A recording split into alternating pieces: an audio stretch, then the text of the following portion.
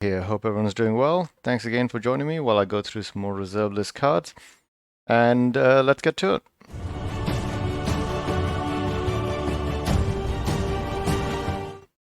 So, I actually wanted to start this video off by saying that I've actually run out of cards in the way that I was filtering them. It's not that I was going by just terrible cards, which I will continue to try to find and try to go through the entire list in some ways because I haven't actually seen them myself. But more importantly, the limits that I had for some of these cards, they pretty much broke them in about a week. So I didn't expect that when I started. I was hoping for a easy to keep track of list. But obviously the prices did not want to pay attention to that list.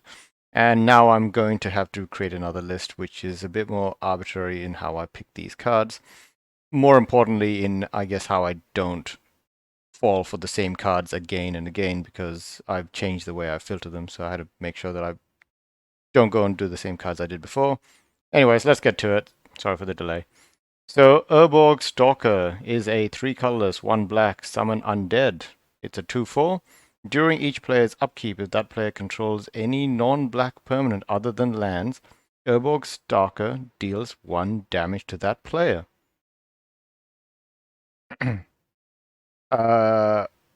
Isn't this really good? Isn't this really, really good in a mono black deck? During each player's upkeep, if that player controls any non-black permanents other than lands, Erborg Stalker deals 1 damage to that player.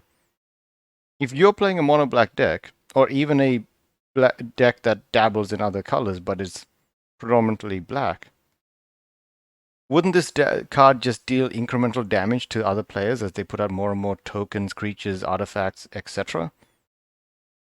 This card probably deserves the amount of attention it is not getting, actually. Guys, don't do it anymore. 85 cents on TCG. It is peaking. It started moving around about February 10th. There's a chance that this might still be on the lower end. I actually think it's one of the better cards that I've seen, especially if you're playing something that can take full advantage of it. It's a horror, so it's not undead. That's unfortunate, actually. I would have preferred it was undead in like a zombie. But horror, I guess, might get some support in the future. But I'll continue on. Wave of so that one was from Weatherlight. Next one, Wave of Terror, also from Weatherlight. 2 colorless, 1 black, enchantment, cumulative upkeep, pay 1 colorless. At the end of your upkeep, bury each creature with casting cost equal to Wave of Terror's last paid cumulative upkeep. This is also a good card. There are ways to bring this back over and over again and destroy creatures, especially if you have a graveyard-themed deck like Muldrotha. This still feels like a good card to me. I'm not too sure. It is universal. It'll affect you just as much as others. But I feel like this is a pretty powerful card, and if you have really hard-hitting, high-value cards, then it... Actually, wait, does this take out tokens immediately? The next turn it comes around, tokens don't have a casting... tokens don't have a casting cost. So, if you just go around 1 turn, do you just get rid of all tokens? For 3 mana? There's better ways to do it. Tokens aren't usually buffed up, but I guess if they are buffed up, like a 4/4 token or something, this might be still a good way to get rid of all of them. They'll probably just turn the tokens into you, but see how much you can block, so they might just annoy them. 65 cents on TCG. Feels like an okay card. I might be overthinking it. I'll continue on. Orim Semitela from Tempest. It is a legend. That's pretty cool. 1 colorless, 2 white for a 1/3. Orim Semitela counts as a cleric, which is also pretty amazing because of all the cleric stuff. I can actually see that it started moving, I assume, when the cleric stuff got announced. Tap, prevent up to 3 damage to any creature or player. That's not bad. That is a decent chunk of damage that is being stopped. It's $1.91 TCG, so it's obviously moved up enough to make sure that this is not like in the same $59 to $1 range that it was in before. But I feel like this is not a bad card. It's a cleric. It's 3 mana for a 1/3. Not that impressive, but I like its ability, and you know you can play it pretty gimmicky, and the art is pretty cool. Moving on. Spoils of War. Spoils of War is X black sorcery from Ice Age. Put X +1/+1 counters on any number of target creatures distributed in any way you choose, where X is equal to the number of creatures and artifacts in target opponent's graveyard. +1/+1 counters from black is actually really good. Especially if you're playing in a commander deck. This is not a bad card. This is not a bad card at all, because in commander, after you get to the 4th, maybe 5th turn, especially if anyone is playing a graveyard themed deck, they're probably going to have like, at least 10 cards, and by 10, like 6, 7, 8, that scales really fast into a lot of cards into the graveyard. And my dredge deck can probably do that in like turn 3 or 4, try to get out like maybe 10 cards in the graveyard. So I think this is a pretty good card, especially in certain decks that need +1/+1 counters. I'm thinking of what's her name? The one that turns into a queen. I'm having a blank. Anyways, I'm thinking of the previous version of her, which is blue, black, red, and she has uses for creatures that have +1/+1 counters. Whenever they have a +1/+1 counter, they come back into play. So a card like this might actually still be beneficial in a deck like that, because it's hard to put +1/+1 counters yourself. So, I don't know. Once again, overthinking. Continue on. Polarian Serpent. Oh, cool name. Weatherlight. 5 colorless, 2 blue for a 7/7. Summon Serpent. During your upkeep, put the top 7 cards of your library into your graveyard. I like it. I like it in certain decks. It's consistent. You could probably cheat it into play. It hasn't got any keyword text. It's Muldrotha. There are graveyard themed zombie decks. I mean, I don't know why you'd want to put this. It's not even a zombie, but there are decks where you would prefer to be able to empty your hand, and Muldrotha has the green for the ramp to play something like this pretty early. And then from then on, you're pretty much just dredging 7 at the same time as adding to whatever else you're doing. Like, someone might be able to mess you up with graveyard hate, but I feel like since I love graveyard stuff, this kind of things are actually pretty cool. I kind of wish I paid attention just a couple of months ago.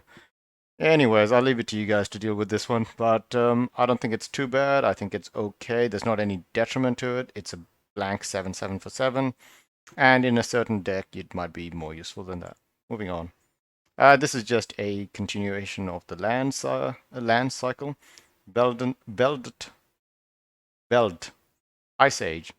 So this is the same one. Welt doesn't untap during your untap step if it has a depletion counter on it. At the beginning of your upkeep, remove a depletion counter from Belt. Tap, add green or white. Put a depletion counter on Belt. Not bad. I've heard that it's not bad, especially with the solemnity, which stops you from being able to put counters. This is not something I found out. It's from the comment sections. But thanks for letting me know. That is actually quite broken. Next. Tinawa.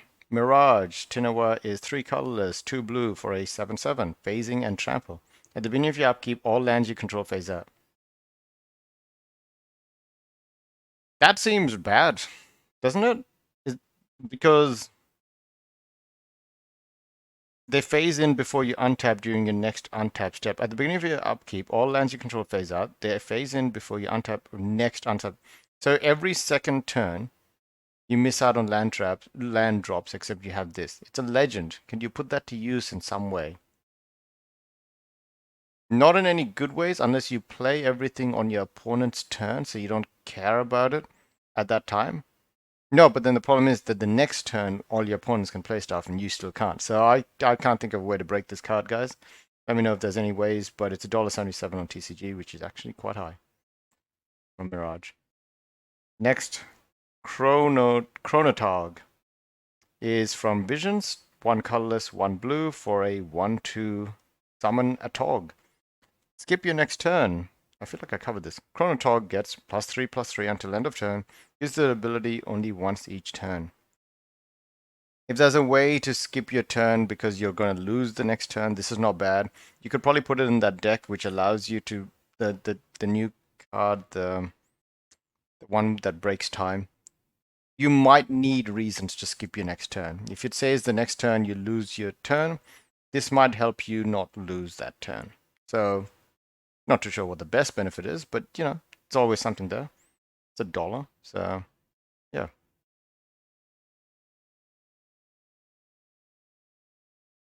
Last two. Preferred selection from Mirage, 2 colorless, 2 green. Enchantment. At the beginning of your draw phase, look at the top 2 cards of your library and choose one. Put that card on the bottom of your library or sacrifice preferred selection and pay 2 colorless, 2 green to draw the card. So it's 4 mana to filter the top of your library. That's not too bad, and I guess if you're really desperate, you could do the other 4 as well. I think this is not a bad card, it's just a bit expensive for that effect. It's pretty much like a Scry 2, maybe? I might be reading this one wrong as well, but it feels okay for what it does. But it just feels like there are better ways to do it. It's on the reserve list, which might give it enough of a bump.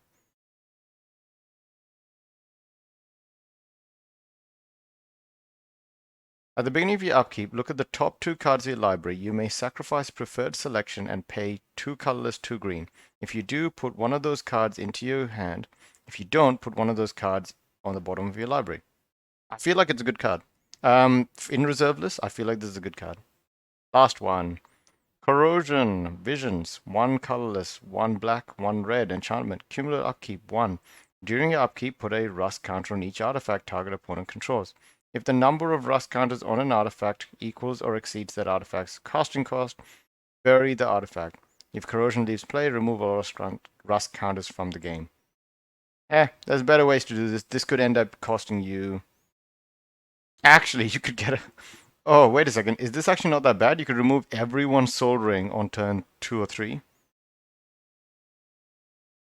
All opponents. So all opponents... okay, never mind. I'm sorry. I'm reading this as I go, and it says at the beginning of your upkeep, put a rust counter on each artifact target opponent controls. Which means if someone gets a artifact and you don't target them the next turn, because you targeted another one of your commander players, then you're not going to get the benefit because it hasn't got a rust counter on it. So sadly, this doesn't work too well in a EDH environment where you have more than one opponent. It's unfortunate. I was actually thinking that you could clear out all of the soul rings and all the free artifacts on the turn that this comes out, or the next turn after that, for not much investment at all. But sadly, it's not as simple as that. So yeah, I don't know. You guys let me know.